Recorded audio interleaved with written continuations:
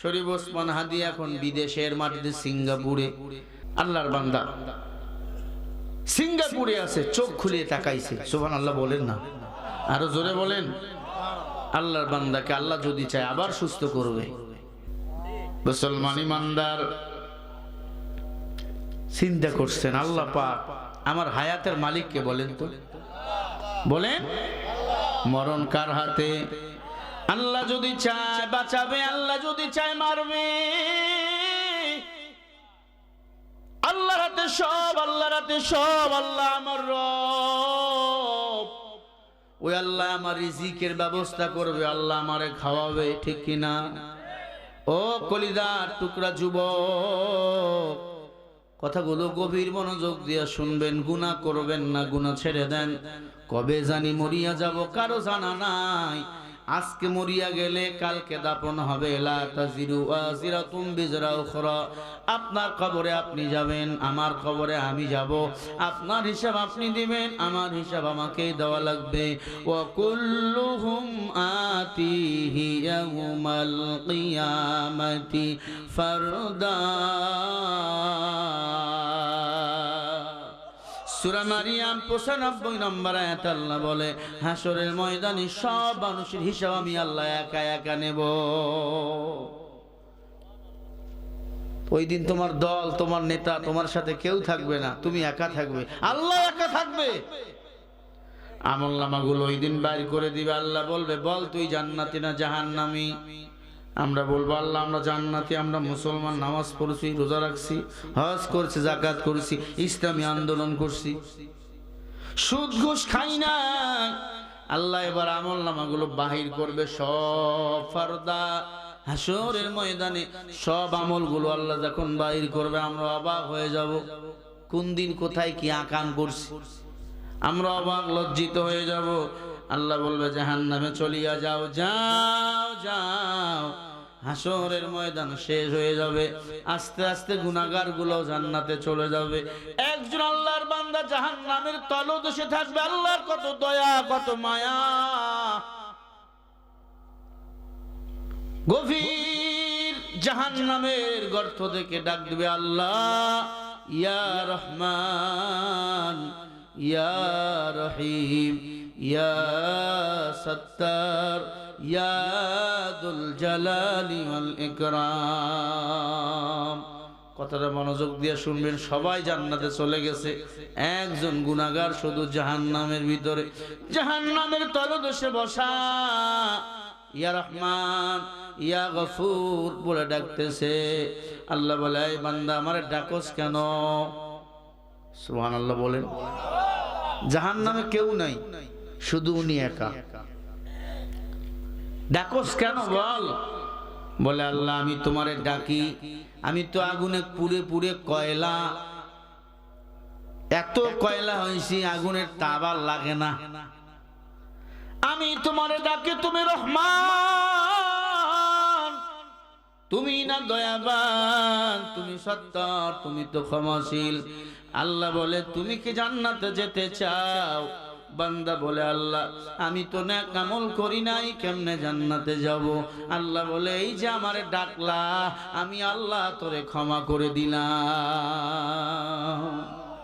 আর জোরে বলেন। তাহলে জাহান্নামে গিয়া আল্লাহকে ডাকলেও আল্লাহ বান্দাকে মাফ করবে। আল্লাহ টান দিয়া জাহান্নামের তলদেশ থেকে আইনা গোসল করাবে হাউজে কাউসারের পানি দিয়া, এরপরে কালো দাগ থাকবে।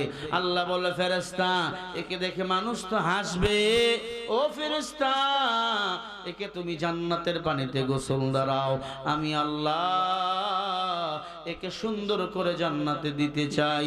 ও আল্লাহ কেন জান্নাতে দিবেন? আল্লাহ বলে, জাহান্নামে যায় আমি আল্লাহরে ডাকছো।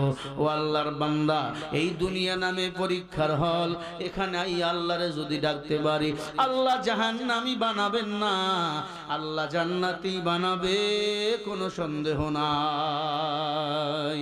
হकीकत से तू दुनिया बे खबर है, दुनिया की नुमाइश पर नजर है। আল্লাহকে ডাকো রে গোলাম, আল্লাহর ইবাদত ইবাদত করো, মাল্লাহুল মাওলা ফালাহুল কুল। আল্লাহ বলে বান্দা যদি আমার হয়ে যায়, আমি আল্লাহ তখন তার হয়ে যায়।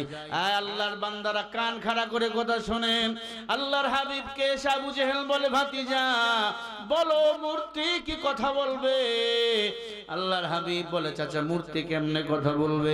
বলে মূর্তি যদি কথা বলে তাহলে বুঝবো তুমি আল্লাহর সত্য নবী, তুমিও সত্য নবী, তোমার কোরআনও সত্য, তোমার আল্লাহ সত্য। আল্লাহর হাবিব সেজদায় পড়ে গেল, আল্লাহ মূর্তি কথা বলবেনি। আল্লাহ বলে, হাবিব আবু জাহিলকে বলিয়া দেন, আল্লাহ চাইলে সব হয়, না চাইলে কিছুই হয় না। আল্লাহ চাইলে মূর্তিও কথা বলবে। আমার নবী বলে, চাচা তোমার মূর্তিও কথা বলবে। মারহাবা, আরো জোরে বলেন। আবু জাহেল কয়, পাইছি ব্যাস, এই মূর্তি তো জীবনে কথা বলতে পারে না, কুত্তারে খেদাইতে পারে না, কথা আবার কেমনে করবে বলবে? আবু জাহেল দ্রুত সঙ্গী সাথীদেরকে নিয়ে আসলো, ভাতিজা মূর্তি যদি কথা না কয়, বাপ দাদার 14 গোষ্ঠীর ধর্মে তোমাকে ফিরে আসা লাগবে। নবীজি বলে, ঠিক আছে, আর যদি মূর্তি কথা হয় তুমি কি মুসলমান হবা? আবু জাহেল বলে হা, আবু জাহেলের স্ত্রী বলে হা, সবাই বলে আমরা মুসলমান হয়ে যাব। আল্লাহর হাবিব সেজদায় পড়ে, আল্লাহ মূর্তি কথা বলবেনি। বলে, নবী মূর্তি কথা বলবে, কিন্তু হেদায়েতের মালিক আমি আল্লাহ, আপনি না। মান ইয়াহদিহিল্লাহু ফালা মুদিল্লা লাহু ওয়া মান ইউদ্লিলহু ফালা হাদিয়া লাহু।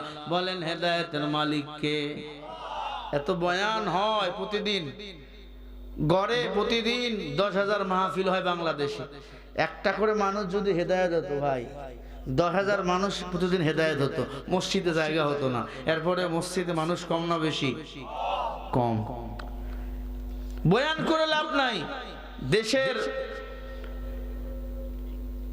ধর্মমন্ত্রী যদি, খেয়াল করেন, আমগো দেশের ধর্ম উপদেষ্টা আছে না, আপামা খালেদ সাহেব, বা নতুন করে তো নির্বাচন হবে 12 তারিখ, হবে না? এই যে আমাদের যে ভাই আসলো আইয়ুবী ভাই, ধরেন এমপি হয়ে গেছে, ধর্মমন্ত্রী হয়ে গেছে, মন্ত্রণালয় যাওয়ার পরে আইন পাস করবে, আগামীকাল থেকে ফজরের নামাজ যদি কেউ সারিয়া দাও, এক ওয়াক্ত নামাজ সারিয়া দিলে 10,000 টাকা জরিমানা, 6 মাস জেল। ওয়াজ করা লাগবে না। আগামীকাল ফজরের সময় দেখবেন সব বেনামাজিগুলো মুয়াজ্জিন হয়ে গেছে। কি মুয়াজ্জিনরে বলবে, আমারে চাবি দেন, আমি আজান দিব আজকে। কেন? কয় 6 মাস জেল, 10,000 টাকা জরিমানা। জোহরের নামাজে 12টায় দেখবেন কাতার মসজিদে আগে জায়গা নিমু, হাজিরাতে আগে আমার নাম তুলবো। কথা কয় না কে? এর নাম ইসলামী সমাজ, কোরআনের আইন, কোরআনের বিধান। এটাই হলো কোরআনের সমাজ, এটাই হলো ইসলামের পার্লামেন্ট, এটাই হলো খেলাফতে দ্বীন। এটার জন্য আমরা চিল্লাই। আওয়ামী লীগের তো কম দেখেন নাই, বিএনপির তো কম দেখেন নাই, একবার আলেমদেরকেও দেখা দরকার।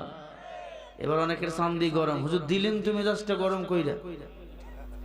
আল্লাহর কসম, সবাই দুনিয়াদার, কোরআনওয়ালা ছাড়া। এই ভাই, চান্দা তোলে, চান্দা রাগ করতেছেন? হ্যাঁ, কপাল খারাপ। আওয়ামী লীগটা বিএনপি হয়েছে, বিএনপি যেগুলো ছিল ওগুলো আওয়ামী লীগ হয়ে গেছে। কেন এখন এত ধান্দা?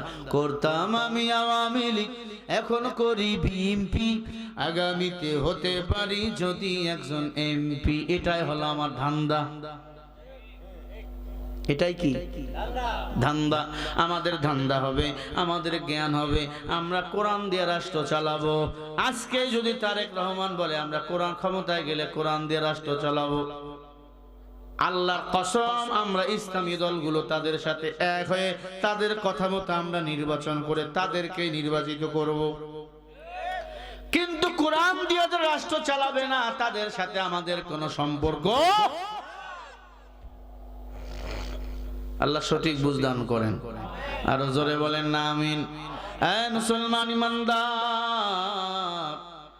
আবু জেহেল ডাক দিয়া কয়, ভাতিজা মূর্তিরে কথা বলাও। নবী সেজদায় পড়ে গেল, আল্লাহ মূর্তি কথা বলবেনি। বলে নবী গো, ও নবী, জাতির পিতা ইব্রাহিমকে যখন আগুনে ফেলাই দিয়েছিল নমরুদ, ওই আগুনকে ফুলের বাগান বানাইছেন কে? বলে আল্লাহ আপনি। নবী চিন্তা নাই, ওই মূর্তিকেও কথা বলাবো আমি আল্লাহ। কাদের কুদরত দারি বার কামাল, আনতা রব্বি আনতা হাসবি জুল জালাল। আল্লাহর নবী আল্লাহু আকবার স্লোগান দিয়ে সামনে এগিয়ে যায়, আল্লাহর বরাত ঘোষণা করে। আবু জেহেলকে ভাতিজা পাগল হয়ে গেছে, মূর্তিরে কথা বলাইতে পারে না, আন্দাজে আল্লাহু আকবার স্লোগান